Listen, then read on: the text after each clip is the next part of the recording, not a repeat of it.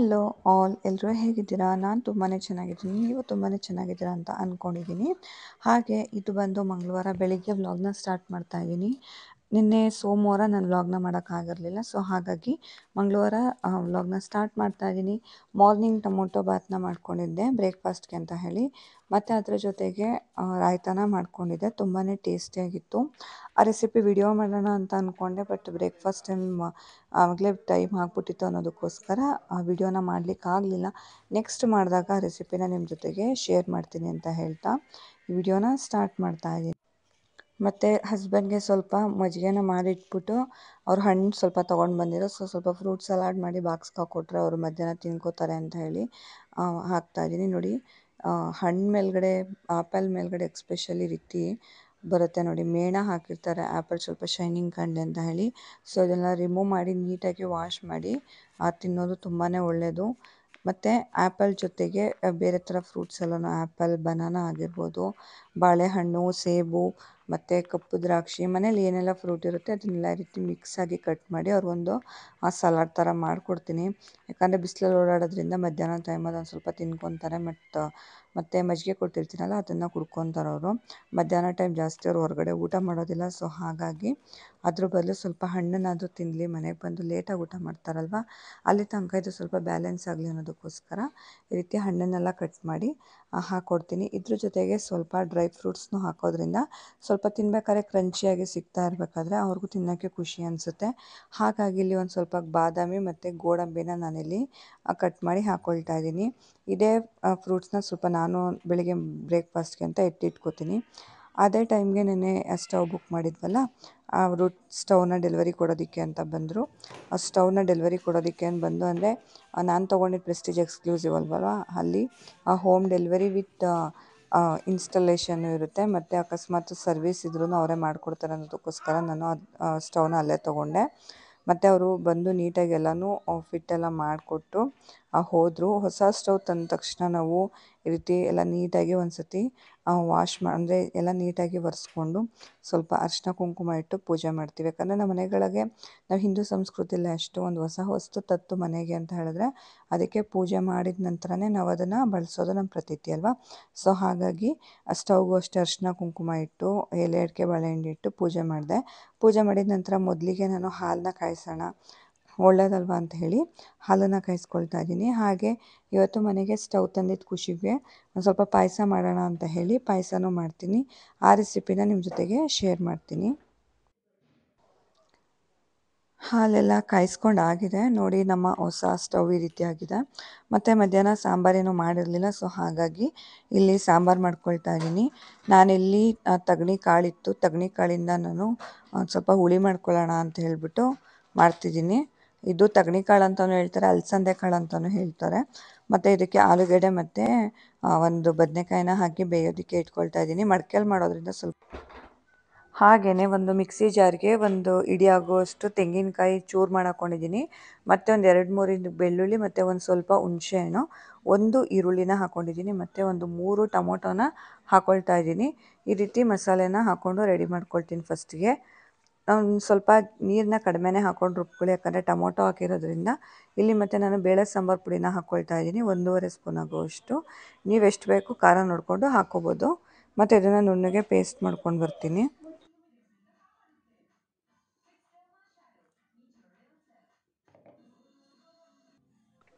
ಮಸಾಲೆ ರೆಡಿ ಮಾಡ್ಕೊಳ್ಳೋ ಅಷ್ಟರಲ್ಲಿ ಕಾಳು ಕೂಡ ಬೆಂದಿತ್ತು. ಮಸಾಲೆ ರೆಡಿ ಆಗಿರೋದನ್ನ ಇವಾಗ ಕಾಳಿಗೆ ಸೇರಿಸ್ಕೊಂಡ್ಬಿಡೋಣ. ಈ ರೀತಿ ಚೆನ್ನಾಗಿ ಬೆಂದ ನಂತರ ಸೇರಿಸ್ಕೊಂಡ್ರೆ ಚೆನ್ನಾಗಿರುತ್ತೆ. ಮೊದಲೇ ಹಾಕ್ಬಿಟ್ರೆ ಸ್ವಲ್ಪ ಬೇಯೋದು ನಿಧಾನ ಆಗುತ್ತೆ, ಅದಕ್ಕೋಸ್ಕರ ಇವಾಗ ಸಾಂಬಾರಿಗೆ ಮಸಾಲೆ ರುಬ್ಕೊಂಡಿದ್ವಲ್ವ ಅದನ್ನೆಲ್ಲ ಸೇರಿಸ್ಕೊಂಡು ಚೆನ್ನಾಗಿ ಕುದಿಸ್ಕೊಳ್ತೀನಿ.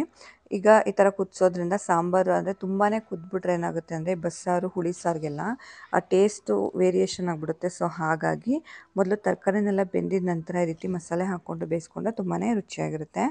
ಮತ್ತು ಇಲ್ಲಿಗೆ ರುಚಿಗೆ ತಕ್ಕಷ್ಟು ಉಪ್ಪನ್ನು ಸೇರಿಸ್ಕೊಂಡು ಇದನ್ನು ಚೆನ್ನಾಗಿ 1-2 ನಿಮಿಷ ಬೇಯಿಸ್ಕೊಳ್ತೀನಿ ಅಷ್ಟೇ, ಜಾಸ್ತಿ ಬೇಯಿಸ್ಲಿಕ್ಕೆ ಹೋಗೋದಿಲ್ಲ. ಹಾಗೆ ಇದ್ರ ಜೊತೆಗೆ ಪಾಯಸ ರೆಡಿ ಮಾಡ್ಕೊಳ್ಳೋಣ ಅಂತ ಹೇಳಿ ಆಗಲೇ ನಾನು 1 ಕಪ್ ಆಗುವಷ್ಟು ಸೀಮೆ ಅಕ್ಕಿ ಅಂದರೆ ಸಬ್ಬಕ್ಕಿನ ನೆನೆ ಹಾಕಿದ್ದೆ. ಅದು ಸ್ವಲ್ಪ ನೆಂದಿದೆ. ಇವಾಗ ಒಂದು ಪಾತ್ರೆಗೆ ಹಾಕ್ಕೊಂಡು ಅದನ್ನು ಸ್ವಲ್ಪ ನೀರನ್ನ ಸೇರಿಸ್ಕೊಂಡು ಇದನ್ನು ಬೇಯಿಸ್ಕೊಳ್ತೀನಿ. ಬೇಯಬೇಕಾದ್ರೆ ಇದಕ್ಕೆ 1 ಸ್ಪೂನ್ ಆಗುವಷ್ಟು ಎಣ್ಣೆನ ಹಾಕ್ಕೊಳ್ತಾ ಇದ್ದೀನಿ. ನೀವು ಮನೇಲಿ ಯಾವ ಎಣ್ಣೆ ಬಳಸ್ತೀರಾ ಆ ಎಣ್ಣೆನೇ ಹಾಕ್ಕೊಳ್ಬೋದು. ತುಪ್ಪ ಹಾಕಿನೂ ಸುಧಾ ಬೇಯಿಸ್ಕೊಳ್ಬೋದು. ಬಟ್ ನಾವು ಈ ಎಣ್ಣೆ ಹಾಕಿರೋದನ್ನ ಈ ರೀತಿ ನೀಟಾಗಿ ಒಂದು ಸತಿ ಅಂದರೆ ಡ್ರೈನ್ ಮಾಡ್ಕೊಳ್ಬೇಕು, ನೀರನ್ನು ಈ ರೀತಿ ಸೋರಿಸ್ಕೊಳ್ಬೇಕು. ಅದಕ್ಕೋಸ್ಕರ ಆ ಎಣ್ಣೆ ಹಾಕ್ಕೊಂಡ್ರೆ ಬೆಸ್ಟು. ಈ ರೀತಿ ಸೋರಿಸ್ಕೊಂಡು ಸ್ವಲ್ಪ ಮೇಲಿಂದ ನೀರು ಹಾಕಿ ಈ ರೀತಿ ಒಂದು ಸರಿ ತೊಳ್ಕೊಬೇಕು. ಇದನ್ನು ತೊಳ್ಕೊಂಡಿದ್ದ ನಂತರ ನೀರನ್ನೆಲ್ಲ ಸೋರಿಸ್ಕೊಂಡು ಈಗ ನಾನು ಏನು ಬಾಣಲೆಯಲ್ಲಿ ಬೇಯಿಸ್ಕೊಂಡಿದ್ದೆ ಅದೇ ಪಾತ್ರೆಗೆ ಮತ್ತೆ ಹಾಕ್ಕೊಳ್ತಾ ಇದ್ದೀನಿ. ಮತ್ತು ಅದೇ ಪಾತ್ರೆಗೆ ಹಾಕ್ಕೊಳ್ತಾ ಇದ್ದೀನಿ. ಇಲ್ಲಿ ಸ್ವಲ್ಪ ಹಾಲನ್ನು ಹಾಕ್ತಾ ಇದ್ದೀನಿ. ಹತ್ತತ್ರ ಇಲ್ಲಿ ನಾನು 2 ಕಪ್ ಆಗುವಷ್ಟು ಹಾಲನ್ನು ಹಾಕ್ಕೊಳ್ತಾ ಇದ್ದೀನಿ. ಇದು ಯಾವ ಥರ ನೀವು ಅಂತ ಹೇಳಿದ್ರೆ ನೀವು ಎಷ್ಟು ಬೇಕೋ ಅಷ್ಟು ಕನ್ಸಿಸ್ಟೆನ್ಸಿಗೆ ನೀವು ಮಾಡ್ಕೊಳ್ಬೋದು. ಇಷ್ಟೇ ಹಾಕಬೇಕು ಅಷ್ಟೇ ಹಾಕಬೇಕು ಅಂತ ಏನೂ ಇಲ್ಲ. ಇವಾಗ ಹಾಲನ್ನ ಇನ್ನೊಂದು ಕಡೆ ಸ್ಟವಲ್ಲಿ ಅದು ಕಾಯೋಕ್ಕೆ ಬಿಟ್ಕೊಂಡಿದ್ದೀನಿ. ಅಂದರೆ ಮೊದಲೇ ಸಬ್ಬಕ್ಕಿನ ಬೇಯಿಸ್ಕೊಂಡಿರ್ತೀವಲ್ವ ಅದಕ್ಕೆ. ಮತ್ತು ಇಲ್ಲಿ 2 ಸ್ಪೂನ್ ಆಗುವಷ್ಟು ಒಂದು ತುಪ್ಪನ ಹಾಕ್ಕೊಳ್ತಾ ಇದ್ದೀನಿ. ತುಪ್ಪ ಹಾಕ್ಕೊಂಡು 1 ಬಟ್ಲು ಆಗುವಷ್ಟು ಶಾವಿಗೆನ ಹಾಕ್ಕೊಂಡು ಆ ತುಪ್ಪದಲ್ಲಿ ಶಾವಿಗೆನ ಚೆನ್ನಾಗಿ ಫ್ರೈ ಮಾಡ್ಕೊಳ್ತಾ ಇದ್ದೀನಿ. ಈ ರೀತಿ ಮಾಡೋದ್ರಿಂದ ತುಂಬಾ ಚೆನ್ನಾಗಿರುತ್ತೆ. ಇನ್ಸ್ಟೆಂಟಾಗಿ ಫ್ರೈ ಮಾಡ್ಕೊಳ್ಳೋದ್ರಿಂದ ಈಗ ಫ್ರೈ ಮಾಡಿರೋದೆಲ್ಲ ತಂದು ಹಾಕಿದ್ರೆ ಡೈರೆಕ್ಟಾಗಿ ಏನು ಅಷ್ಟೊಂದು ಚೆನ್ನಾಗಿರಲ್ಲ. ನೋಡಿ ಈ ರೀತಿ ಶಾವಿಗೆ ಎಲ್ಲ ಫ್ರೈ ಆದಮೇಲೆ ನಾವು ಹಾಲು ಕುದಿಯೋಕೆ ಇಟ್ಟಿರ್ತೀವಲ್ವ ಸಬ್ಬಕ್ಕಿ ಜೊತೆಗೆ ಇವಾಗ ನಾನು 2 ಕಪ್ ಆಗುವಷ್ಟು ಬೆಲ್ಲದ ಹಾಕ್ತಾಯಿದ್ದೀನಿ. ಬೆಲ್ಲ ಹಾಕಿದ್ಮೇಲೆ ಸ್ವಲ್ಪ ಉರಿ ಕಡಿಮೆ ಇಟ್ಕೊಳ್ಳಿ. ಉರಿ ಕಡಿಮೆ ಇಟ್ಕೊಂಡು ತಿರುಗಿಸ್ಕೊಳ್ತಾ ಇರಬೇಕು.